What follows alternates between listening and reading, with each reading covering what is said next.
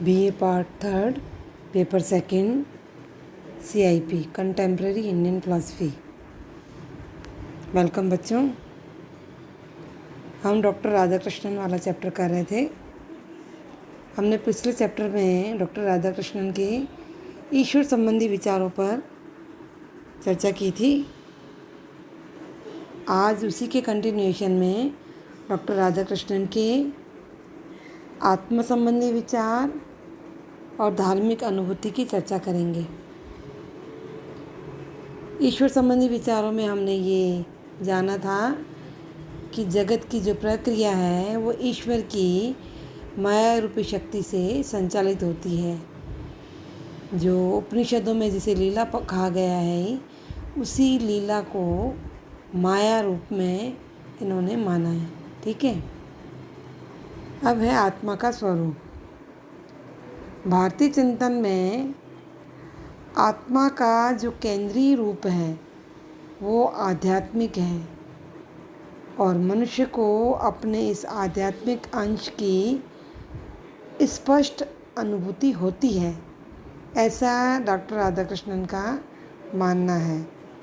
आत्मा के अतिरिक्त मनुष्य का जो भौतिक, जैविक और मानसिक पक्ष है, ये तीनों भी मनुष्य के जीवन में महत्वपूर्ण है। इन तीनों में भी जो भौतिक पक्ष है वो ज़्यादा महत्वपूर्ण है। क्योंकि इस पक्ष में हमारी जो सहज प्रवृत्तियां हैं, इच्छाएं हैं और जो प्रयोजन है, उसका महत्व बना रहता है।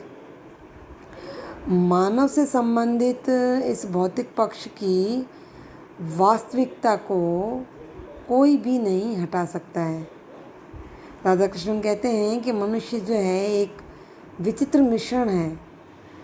भौतिक और अभौतिक तत्वों का जो उनकी जो स्वार्थ मूलकता है, आत्म बलिदान है, इन प्रवृत्तियों का यथार्थ और सार्वभौमिक रूप रहता ही है।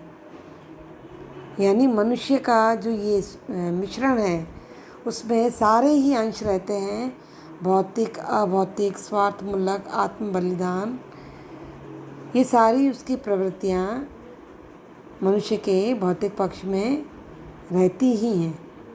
तो डॉक्टर राधाकृष्णन के अनुसार विज्ञान जो है केवल हमारे बाहरी रूप की व्याख्या करता है, हमारे शरीर को एक यंत्र की तरह देखता है। विज्ञान की तरह ही मनुष्य ने भी अपने को इसी दृष्टि से देखना शुरू कर दिया है। अपने पूर्वजों की तुलना में हमारे जीवन में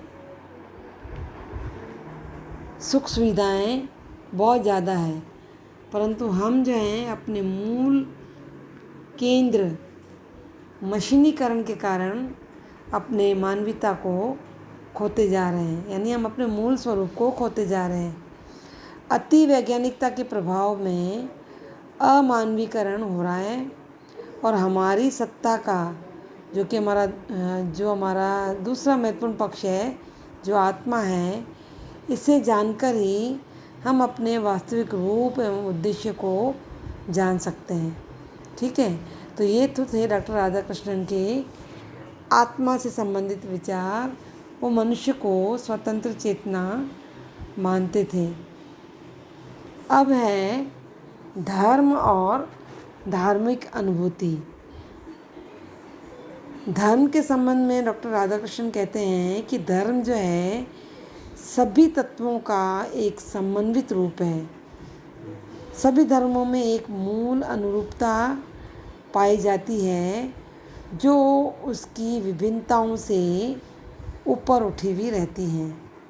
तो धर्मों के बीच में विवाद कब होता है? जब हम किसी एक लक्षण या किसी एक तरीके से ईश्वर की पूजा कर उसे पूर्ण मान लेते हैं। हमने अपने जीवन में जो ढंग अपनाया है वो सिर्फ एक आकारिक प्रतीक है और सभी धर्मों का मूल तत्व जो परम सत्ता है उसे अपने अंतर्दृष्टि से अनुभव करना होता है। तो धार्मिक जीवन भी वही है जो धार्मिक अनुभूति को अपने लक्ष्य तक ले जाए और सबसे ज़्यादा उसे महत्व दे। तो राधा कृष्ण जी कहते हैं कि धर्म के मूल रूप से 3 पक्ष हैं। एक तो ज्ञानात्मक, दूसरा भावनात्मक और तीसरा क्रियात्मक। परंतु वे तीनों एक दूसरे से अलग नहीं हैं।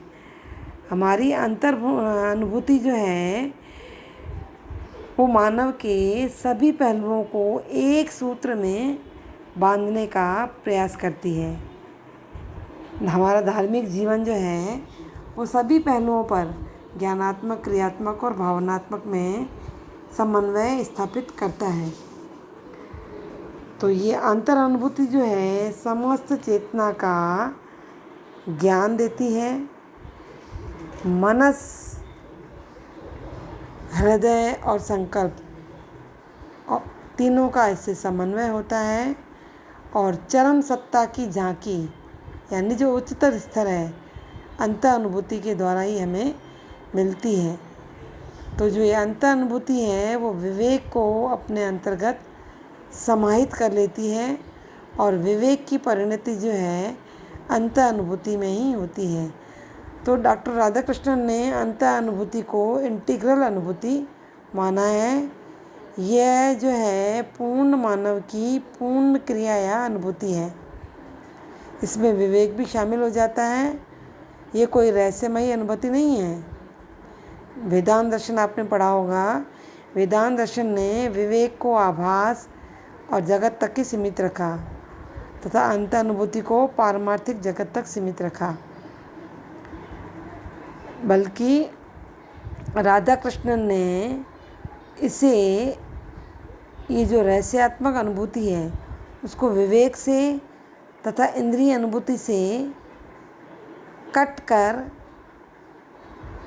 यानी उसको काट करके यानी उसे इग्नोर करके सार को आत्मसात कर ऊपर उठने की चेष्टा माना है। यानी कहने का तात्पर्य यह है कि इस अंतर्दृष्टि को समझने से यह तथ्य स्पष्ट हो जाता है कि मनुष्य के अंदर जो अंतर्दृष्टि है, जो कुछ भी है, जो उसे दृश्य रूप में दिखाई दे रहा है, वो उच्चतर सत्ता है, असीम है और उसे ससीम सत्ता से असीम सत्ता की ओर ले जाने वाला एक मार्ग है। धर्म की वास्तविकता जो है सार रूप जो है ये जीवन ही है, जिसमें सामान्य स्वभाव बदल दिया जाता है और सब चीज़ें ईश्वर की अभिव्यक्ति के रूप में दिखाई देती हैं। तो धर्म के वास्तविक सत्यों को, उच्च आध्यात्मिक अनुभव को जानने वाले जितने भी दृष्टा और पैगंबर हैं उन्होंने ये अनुभव किया है। धर्म का आधार जो है वास्तविक हमें परमात्मा की ओर ही उन्मुख करता है और उसकी अनुभूति हमें भावात्मक रूप से होती है। तो डॉक्टर राधाकृष्णन कहते हैं कि धर्म अनुभव करने का एक मार्ग है, परंतु यह मार्ग बहुत कठिन होता है। क्यों होता है कठिन? क्योंकि हम अपने दैनिक जीवन की आवश्यकताओं में और अपने आसपास के वातावरण में इतने जुड़े रहते हैं कि हम इनसे अलग होकर के परमात्मा के प्रति उन्मुख ही नहीं हो पाते हैं। हमें अपने संकल्पात्मक अहम से जूझना पड़ता है।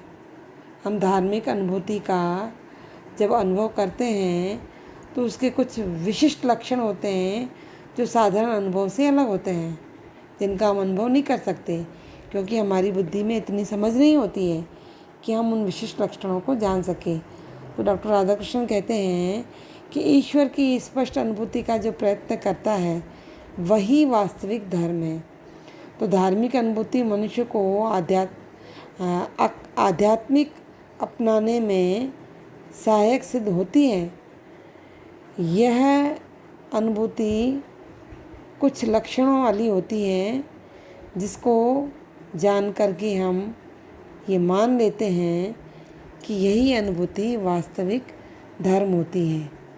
जैसे धार्मिक अनुभूति में हम अपने सीमित स्तर से ऊपर उठ जाते हैं और यह एक विशेष प्रकार की होती है और इससे हमें आत्मसंतुष्टि भी मिलती है।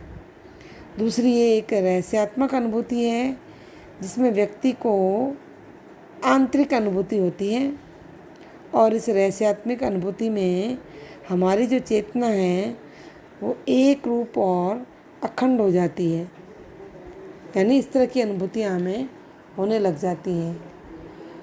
नेक्स्ट है धार्मिक अनुभूति जो है बाह्य पदार्थों से निर्धारित नहीं होती है बल्कि स्वयं निर्धारित होती है, आंतरिक और व्यक्तिगत भी होती हैं।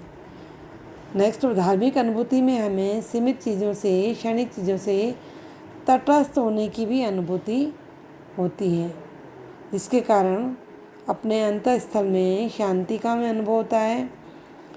धार्मिक अनुभूति का जो स्तर है वो बहुत ही व्यापक होता है। इसमें उन्मुक्तता का भाव होता है जो जीवन पर्यंत रहता है।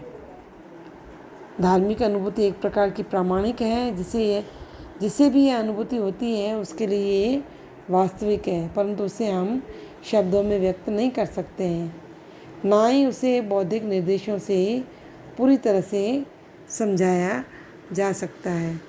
तो इस प्रकार डॉक्टर राधाकृष्णन ने धार्मिक अनुभूति से संबंधित अपने विचारों को प्रकट किया है। ठीक है, कल हम करेंगे डॉक्टर राधाकृष्णन के ज्ञान संबंधी विचार।